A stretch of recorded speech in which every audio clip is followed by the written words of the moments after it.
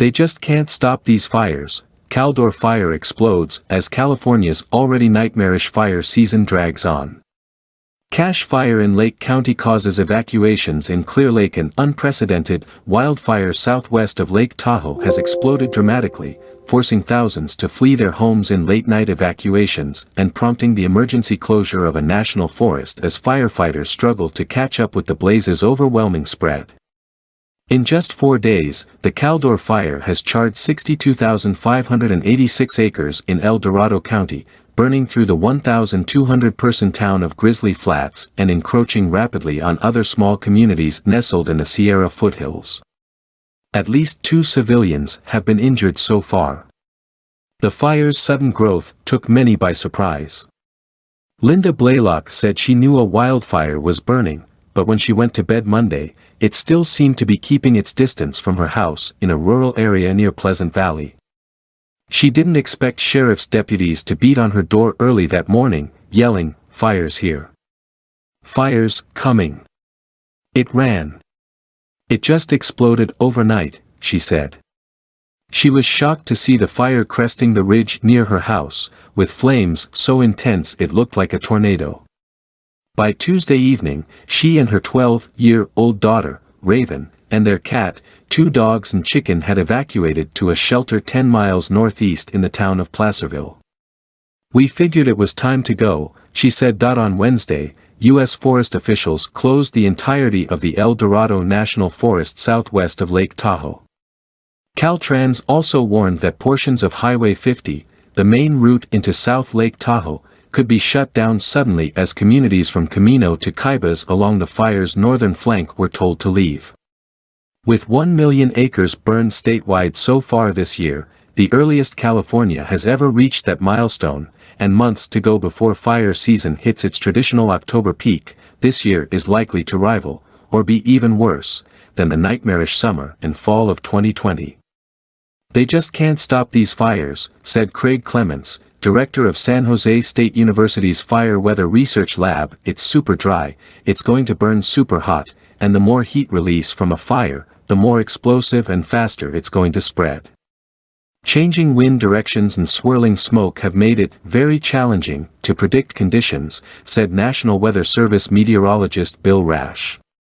Weather officials extended a red flag warning for most of Northern California through 8 p.m. Thursday in anticipation of extremely dry humidity levels and forceful gusts.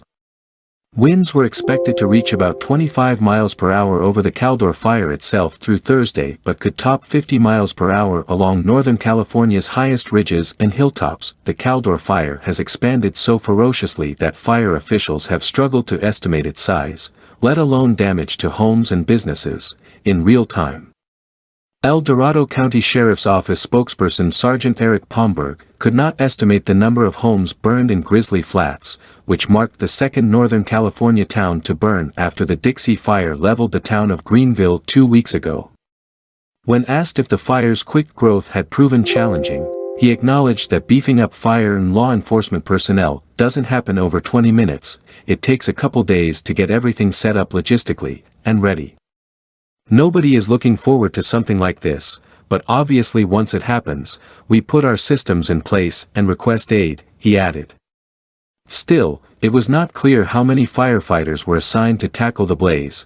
Just 242 people were on the scene Monday, though more had joined as of Wednesday, said CAL FIRE spokesperson Chris Vestal.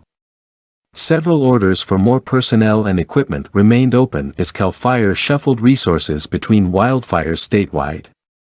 Aside from the 662,647-acre Dixie Fire, the state's second biggest ever, state and federal crews are also battling the 128,613-acre Monument Fire in Trinity County and the 107,000-acre McFarland Fire in Shasta County. The cache fire that broke out Wednesday afternoon in Lake County quickly spread across 80 acres, threatening the town of Clear Lake and prompting more evacuations. That fire was 20% contained as of Wednesday evening, according to CAL FIRE.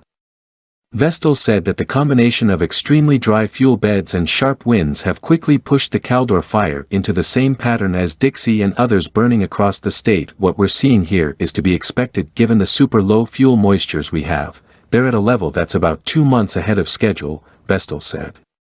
The spread is not surprising, but when the fire is doubling or tripling in a single operational period, it does cause concern for us. Wednesday proved a slightly easier day for crews after northerly winds failed to make themselves known and a blanket of smoke quieted fire activity, a huge help for us, said CAL FIRE Chief Eric Schwab during a 5 p.m. community update. What that has allowed us to do is not worry so much about structure defense, and we've been able to get out and scout control lines, Schwab said. Both the explosive speed and longevity of this year's fires mirror what the state experienced in 2020, when California's largest ever August complex burned across 7 counties, according to fire expert Clements.